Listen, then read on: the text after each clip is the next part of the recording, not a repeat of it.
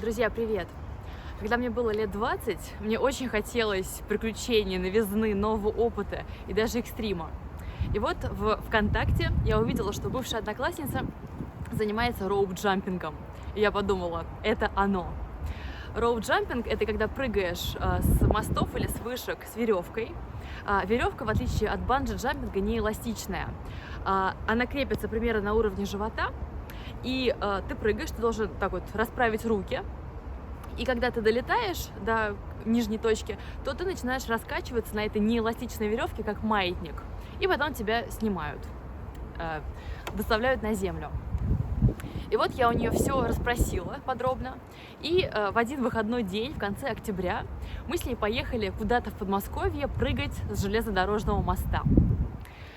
Приехали. Там уже была достаточно большая группа желающих, потенциальных прыгунов.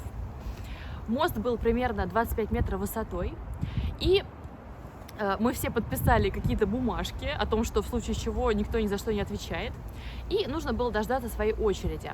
То есть, когда твоя очередь приходила, ты поднимался на мост, тебя там обвязывали, ты становился на парапет и, расправив руки, прыгал. Все очень просто. Моя очередь была где-то в середине, и у меня было часа 2 свободного времени. Я решила их использовать по максимуму и психологически настраиваться. Начнем с того, что мне изначально было совершенно не страшно. Я прекрасно себе визуализировала, как я легко и непринужденно, как птица, прыгну с этого парапета. Но я решила все-таки максимально, так сказать, себе помочь и настроиться. Для этого я забралась на мост, который стоял рядом, и он тоже был примерно 25 метров высотой, и я стала привыкать. Я, облокотившись на парапет, стояла и долго-долго, усердно, упорно смотрела вниз. Пыталась себя, опять же, представить, как я буду туда прыгать. Надо сказать, что еще до меня пара человек так и не смогли прыгнуть. Они в последний момент испугались. И я про них, про себя, конечно, думала, что они слабаки. Мост был, опять же, железнодорожный, по нему периодически проносились поезда, а под мостом текла река. То есть получается, что ты прыгал как бы в эту реку. И вот наступает моя очередь. Я уверенным шагом поднимаюсь на мост. Пока меня обвязывают, я как могу смотрю вниз. Никаких эмоций, никакого страха, только предвкушение. Предвкушение, как я буду летать как птица. Меня все очень хвалят за мою уверенность, за мое хладнокровие. И вот за руку мне помогают забраться на парапет. Я во всем снаряжении стою, поднимаюсь на парапет, стою, и вдруг внезапно оказывается, что между мной и огромным пустым пространством ничего нет, нет никакого барьера. И опять же внезапно оказывается, что это ощущение, оно совершенно не такое, которое я испытывала, когда готовилась, в кавычках, к прыжку и стояла, смотрела вниз, прислонившись, оперевшись на парапет. Я стою, передо мной только воздух, подо мной действительно пропасть, бездна. Нет никакого барьера, нет никакой защиты, я абсолютно уязвима. Абсолютно другое ощущение, меня не защищает ничего. И вот как только я забралась на парапет, то тут началось.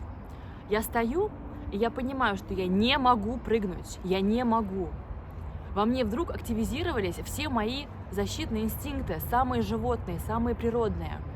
Я стою и понимаю, что я не могу совершить этот суицид. Я не могу сама взять и сделать этот шаг в бездну, шаг в пропасть. Я слезаю с парапета, потому что, когда еще не прыгнула, тебя поддерживают за руку, и, в принципе, можно туда-обратно слезать, залезать. Я не на парапете, но теперь во мне уже бушует моя гордость. Я думаю, я же смелая, я же отважная, я же не могу теперь просто так уйти, не прыгнув, не солоно хлебавши. Я снова забираюсь на парапет, но я опять не могу прыгнуть, не могу. Меня просто держит, меня схватил этот инстинкт, и он держит, он не дает мне этого сделать. Я снова спрыгиваю, говорю, дайте мне, пожалуйста, 1 минутку, я сейчас прыгну. Залезаю снова. То же самое, у меня начинается паника, абсолютная паника. Я не могу сделать этот шаг, мне что-то мешает. Я снова спрыгиваю. При этом я понимаю, что другие люди, они ждут своей очереди, и они могут не успеть. Поэтому со мной, конечно, никто возиться и сюсюкаться до бесконечности не будет. В общем, все это длилось в совокупности бесконечные 10 минут. То, что я говорила в эти 10 минут, то залезая на парапет, то слезая, это было каким-то полубредом. У меня было совершенно какое-то экстраординарное состояние, и как будто бы за меня эти слова говорил кто-то другой. Я была в таком полусне. Это было ужасно. Это была абсолютная борьба между инстинктом выживания, самосохранения и желанием моего разума сделать то, ради чего я, собственно, и приехала. Мои товарищи внизу почули что-то неладное, потому что я слишком много времени провела на этом мосту. И они собрались в такую кучу и стали мне кричать снизу: «Настя, давай, прыгай, мы в тебя верим, ты сможешь». В общем, всячески меня поддерживать. Я смотрю на них, они кажутся такими маленькими-маленькими с высоты. И вдруг во мне возник какой-то стыд. Мне стало как-то бесконечно неловко, что я вот так вот оттягиваю время, а люди действительно могут не успеть прыгнуть, и что все меня ждут, и что всем уже не терпится, когда я уже это сделаю. И просто толкаемая вот этим чувством смущения, я вдруг прыгнула. И вот я лечу, ну как лечу, падаю, конечно, никакая я не птица, а скорее как мешок картошки. И я падаю, и меня притягивает эта сила притяжения, и мой вес увеличивается. Такой падающий мешок картошки, ни много ни мало. И мне удалось, тем не менее, правильно прыгнуть, я очень хорошо расправила руки и ноги, и я падала по такой ровной дуге. И все было максимально плавно, и перед глазами моими сменялись такие картинки. Стремительно мчащаяся на меня река, вдруг резко голубое-преголубое небо, вдруг резко снова река. Это было очень поэтично, и я потом долгое время еще помнила это ощущение. И вот я долетела, повисла, меня спустили на землю, ко мне подбежали товарищи мои, спрашивая, что же там все-таки случилось. И таким образом первый прыжок был закончен. Я смогла на парапете все-таки преодолеть этот инстинкт самосохранения, эту панику. И некое такое напряжение во мне немножко, конечно, поубавилось. И поэтому, когда все закончили с первым прыжком, то я записалась в очередь на второй. Прыгать нужно было уже поздним вечером, уже было черно вокруг. И получается, что ты прыгал и даже не видел, куда прыгаешь. И отчасти было даже проще в этом плане. И еще плюс мне очень помог мой опыт первого прыжка, потому что я тогда четко осознала, что не нужно думать, нужно сразу прыгать, иначе будет гораздо хуже. И поэтому второй прыжок мой прошел гораздо в этом смысле проще. Я очень быстро прыгнула, но прыгнула в эту смоляную черноту, вообще ничего не было видно. Но как-то неудачно, видимо, я расправилась, потому что меня немножко перекрутило, прыжок получился смазанным, и я его не очень хорошо запомнила. Родителям после этих прыжков я смогла только спустя какое-то время рассказать, чем я в итоге там занималась, только постфактум. У меня еще есть такая особенность, что когда я начинаю что-то делать, то я делаю это интенсивно и помногу. Поэтому, недолго думая, недели через 2 буквально, я уже одна, без одноклассницы, поехала в составе какой-то другой группы прыгать с другого объекта в Подмосковье. Был уже ноябрь, такая середина ноября, как сейчас, может быть. И все было тогда совершенно по-другому. Я знала, что прыгаем мы в этот раз не с моста, а с вышки. Такая забытая, заброшенная, полуразрушенная вышка 40 метров, которая находится где-то в лесу в Подмосковье. Я сейчас даже не помню, в каком это было направлении от Москвы. Я помню, что организаторы давали очень четкие инструкции, потому что все было совершенно неочевидно. Нужно было долго ехать на электричке до места, потом еще на маршрутке, выйти у какого-то определенного столба и по какой-то определенной тропинке с определенной меткой углубляться в лес. Очень непросто было все это найти. И тот день был действительно очень особенным. Я, может быть, не подумала бы, что он такой особенный, если бы провела его в теплой московской квартире. Ну, подумаешь, обычный ноябрьский серый день. Но в лесу тогда было совершенно другое ощущение. Во-первых, было очень холодно. Мы развели костер, там была опять же группа, немножко меньше, чем тогда на мосту, но все равно достаточно большая группа желающих прыгнуть.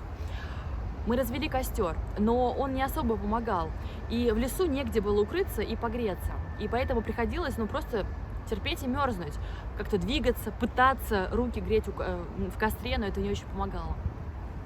Второй момент. Этот день был очень серый. Весь день не было совершенно никакого намека на солнце. Вот просто представьте себе такой очень холодный и крайне серый ноябрьский день. И вот была точно такая же процедура. Организаторы нам дали какие-то бумажки на подпись, что в случае чего никто ни за что не отвечает. И мы также стали ждать своей очереди. Человек, когда его очередь приходила, забирался на эту вышку, его ждали на 40 метрах на площадке организаторы и обвязывали его, и он прыгал. Все, в общем-то, мне понятно было, но, конечно, было всегда очень интересно смотреть на сами прыжки. Опять же, моя очередь была не в начале, и к моменту, когда моя очередь наступила, я уже очень замерзла, очень продрогла. У меня было такое общее какое-то оледенение организма. И я начала подниматься на вышку. И вот я поднимаюсь. У меня очень замерзли руки, они меня уже плохо слушаются. Я поднимаюсь, и я вижу впервые, до этого я не видела этого, что на этих лестницах отсутствуют целые ступеньки. То есть там огромные вот такие вот пробелы между этими ступеньками. Отсутствуют эти междууровневые площадки. То есть я понимаю, что если я вдруг сорвусь, а я лезу без какой-либо совершенно страховки, просто на руках, что если я сорвусь, то меня не удержат эти площадки, которые должны бы были там быть, но которых там нет, и мне придется падать, соответственно, вот на всю эту высоту до земли. 40 метров – это очень высоко, и мой подъем, он совершенно бесконечен. Чем выше я поднимаюсь, тем больше я устаю, и тем больше у меня дрогнут руки, и они меня слушаются все меньше и меньше. Вы знаете, это как такой подъем по такой бесконечной лестнице в небо. Очень сложно себе это представить, если никогда это не испытывал. Но вот представьте, что вы без всякой страховки просто на силе рук поднимаетесь по лестнице в небо. И чем дальше вы поднимаетесь, тем больше это расстояние между вами и землей, и тем больше вам предстоит в случае чего падать. То есть если вы сорветесь вдруг, то вам предстоит падать 20 метров, 30, 40. Я поднимаюсь. И меня постепенно покидает моя воля, моя сила духа. Руки мои все более и более такие обмякшие. И я уже достаточно высоко и смотрю так немножко по сторонам. И все, что я вижу, это абсолютная серость. Тоскливая серость и холод. Я достаточно высоко и уже различаю за лесом деревню, но она очень-очень маленькая, и она такая же серая. Мне реально все тяжелее и тяжелее. И вдруг на меня на саму обрушивается такая огромная невыразимая тоска, потому что внезапно я понимаю, что на самом деле я не смогу спуститься с этой вышки обратно своими силами, что единственная для меня возможность в принципе с этой вышки теперь слезть — это через прыжок, потому что я понимаю, что я не смогу физически слезть, ступенек этих нет, спускаться тяжелее, чем подниматься. У меня уже такие даже чуть ли не спазмы в мышцах, то есть меня не удержат мои руки, я точно в какой-то момент сорвусь, если буду спускаться своими силами. И я понимаю, что у меня нет пути назад, что мне придется прыгнуть.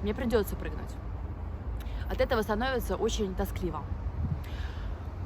Я продолжаю свой подъем, и чем выше я поднимаюсь, тем больше мой организм ощущает высоту, потому что очень меняется чувство гравитации, чувство высоты. У меня каждая клеточка ощущает, насколько я высоко. И чувство это совершенно неприятное. Оно не человеческое, не природное, и оно довольно-таки страшное. И вот я, обмякшая, очень уставшая, очень продрогшая, наконец-то залезаю на площадку на высоте 40 метров. Там уже ждут меня организаторы, они сами очень замерзли, и им не до разговоров, они совершенно без лишних слов начинают сразу же меня обвязывать. На такой высоте не только абсолютно пронизывающий холод, но и абсолютно пронизывающий ветер. Я дрожу, И мне страшно и жутко. Я смотрю вниз, товарищи мои просто как муравьи. Я даже с трудом различаю, кто есть кто из них. Лес, как такая серая трава под ногами. И за этим лесом маленькая кукольная деревенька. Все очень-очень маленькое с этой высоты. Абсолютная серость. Как говорится, идеальный день для суицида. Организаторы быстро-быстро меня обвязывают, а я чувствую реально жуть и чувствую большой страх, потому что эти инстинкты самосохранения по-прежнему никто не отменял. Мне очень-очень-очень страшно прыгать.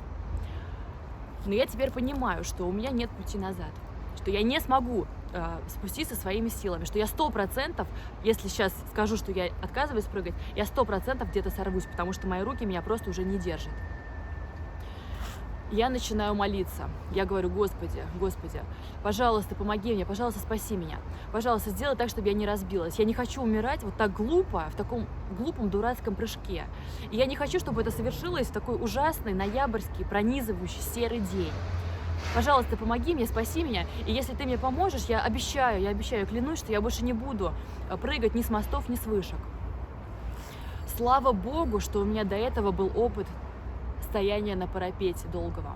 Слава Богу, что я через это прошла, и слава Богу, что я вынесла оттуда урок, что нельзя медлить, что доля секунды промедления, и ты проиграл в схватке со своим инстинктом.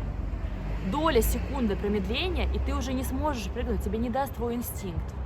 Слава Богу, что это у меня было, потому что если бы я начала медлить, если бы такая возникла ситуация, что я не могу прыгнуть, потому что мне не дает это сделать мой страх и мой ужас.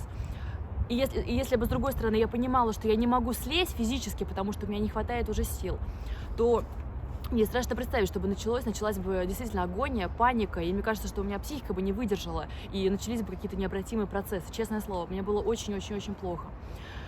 Я, слава Богу, все это понимала. Ну и организаторы сами со мной не возились и со мной не сюсюкались. И абсолютно на ватных ногах, смотря на себя как будто со стороны, вся в оцепенении от этой жути, от этого ужаса, в панике, я очень быстро прыгнула. Даже, пожалуй, слишком быстро. Опять же, никакая ты при этом не птица, у тебя нет никакого контроля.